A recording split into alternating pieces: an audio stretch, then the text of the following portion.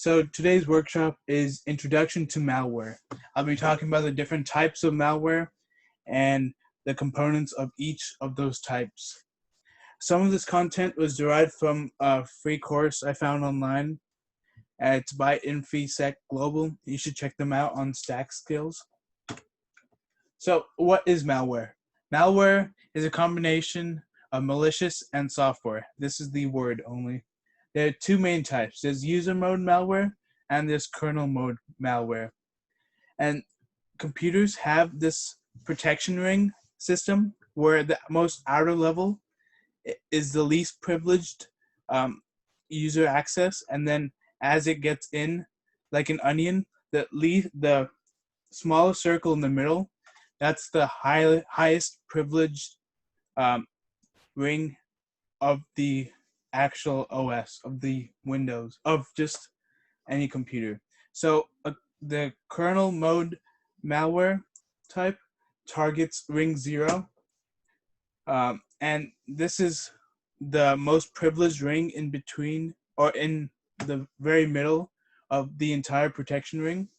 And basically it corrupts the kernel between the corrupted program, such as Microsoft Office or Chrome, and the actual OS. So every time you run Microsoft Office or the corrupted program, then you're running the virus. User mode, it targets the most outer ring, which we call ring 3, and it corrupts only specific files. So you can open a regular Microsoft Word file, but if you open a specific Microsoft Word file, then you'll be basically running the virus. There are 4 categories of malware: virus, worm, Trojan, and backdoor. So virus, most of you don't know this, even I didn't know this, but virus actually stands for something. It stands for Virus Information Resource Siege. And a virus has 3 main components. One, it's a concealer, which helps the virus prevent detection by an antivirus. And there's a term associated with this. It's called FUD, which stands for fully undetectable. So a fully undetectable virus will not be able to be detected by antivirus, hence the term fully undetectable. The second component is the payload. What does the virus do? How does the virus act? And what do you want the virus to do? Such as, you want the virus to turn off the computer, you want the virus to open your CD-ROM, you want your virus to run this type of program, you want your virus to make the computer like run Bitcoin mining, a Bitcoin mining software. And then the last component is the replicator. It creates multiple copies of the virus so that it won't be destroyed just on one go around of the antivirus, or it can be used to latch onto any email so that it can be sent to other people as well. A virus payload can carry other viruses or payloads within that main payload section. It's kind of like an onion of the virus itself.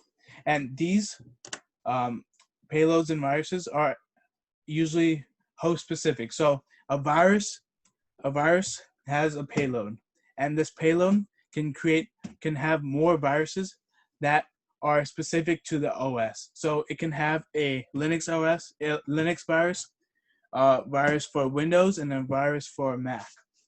Most of the time, restarting computers or fully formatting a hard drive does not guarantee the removal of the virus.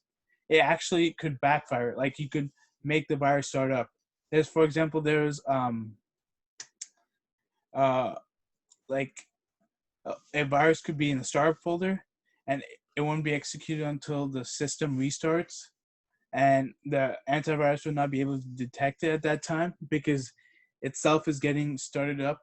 And one more thing, there's a virus out there called a rootkit, and those are mostly fully undetectable because antiviruses don't really search for rootkits unless they're specifically told to.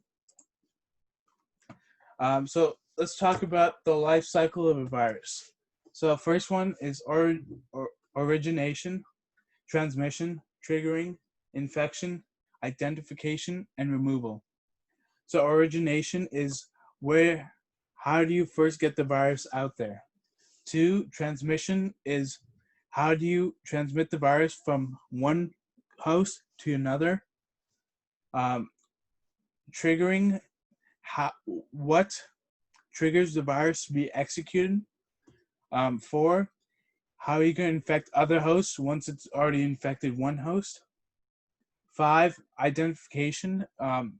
So viruses can rename themselves so that antiviruses don't have to look at just one name of the virus, but many other names of the viruses. And six, once the virus did its job, or then it can remove itself, or if it wants to stay there, it can stay there and then start removing other components, such as the antivirus, specifically the antivirus.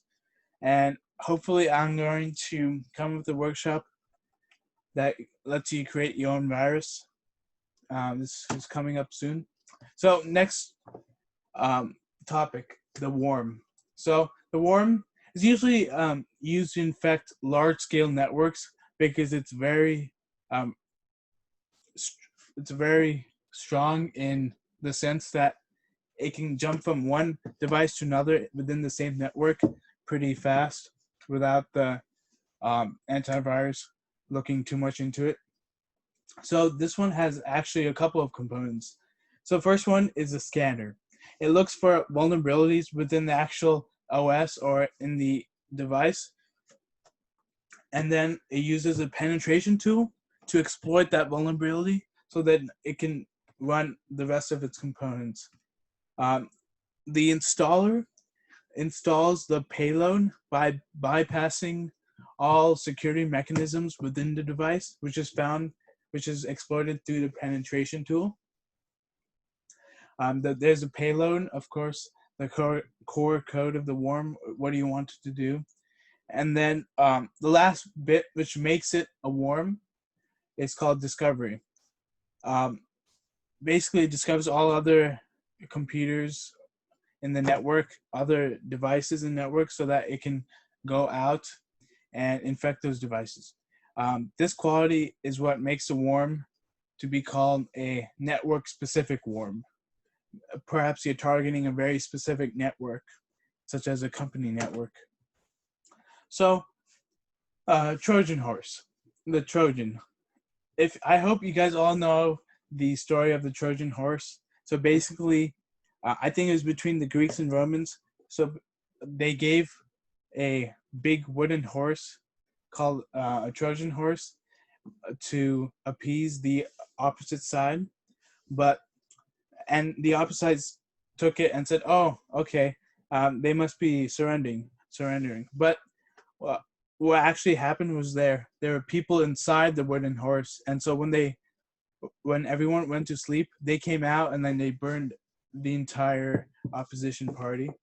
So a Trojan as a computer virus works similar to this. There are three components: a concealer, which hides the payload within the wrapper. There's a wrapper, which is the program or script to disguise itself as, such as Skype or Google Chrome or some random program like Screen Recorder Plus. And this represents the wooden horse in this scenario. And then there's the payload, which is basically the people inside and what do you want to do once you have the Trojan. There are also some concealment techniques of the Trojan. One is renaming itself, so it renames itself just like the virus. Two, attacks a corruption of the security software, attacks that. And then polymorphic code. This is a very specific characteristic of the Trojan. It changes its code, but ends up with the same result. So let's say your payload was let's say just say 12. Okay, so polymorphic code, what we do is say so if you execute the first time, it's 3 times 4, which is 12. But then it would change its code to 6 times 2 equals 12. It's the same, gives the same output, but just changes up the code. And this is what makes the antivirus, it makes it hard for the antivirus to detect because it's different code. And then the wrapper itself helps the Trojan run in the background so that you can just use it all the time. Now we're going to be talking about Backdoor. So a regular client-server connection is called an overt channel, and it's renamed to a covert channel when the attacker gains unauthorized access to the server or client. And so a backdoor can be configured within a Trojan or virus or even a worm. And this is just a property. This overt channel and covert channel is just a property of the backdoor itself. So attackers send a code to a specific computer, and this allows the attacker to install a backdoor, which basically gives the attacker access to a computer whenever he wants. So this is one of a similar virus we made a long time ago. I think it was our very first workshop where we had this piece of template code here. So we have echo off, copy virus, and then start virus, and then the payload here. So basically how this works is when you do echo off, it doesn't open the command prompt, and then when you do copy virus.bat, you have to name this virus called virus.bat, and then it'll copy itself and then start itself. And so that creates like a lot of copies. You can also do cd into, or you do make directory into new, and then you do cd into the new. That's also an option. And then you have your payload right here. What this would do right here, it would basically create a bunch of directories called new, and then it will take up all the system's resources, which is called a fork bomb. And this is a very specific virus to actually just destroy the computers.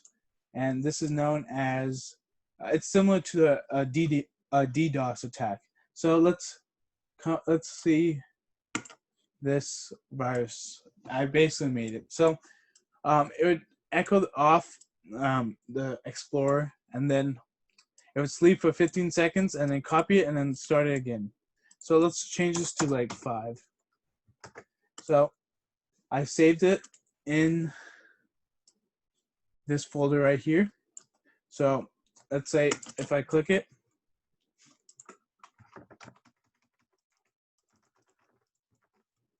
yeah, so I guess I spelled this wrong. Oh, it's supposed to be timeout.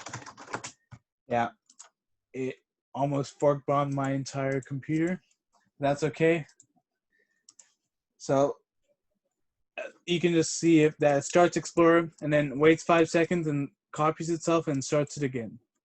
And so if you're doing this in multiple directories, maybe if you have different names, then you're starting a bunch of processes, and it just becomes pretty crazy at that point. Well, that's it for today. Thank you for listening to my workshop, and thank you for stopping by.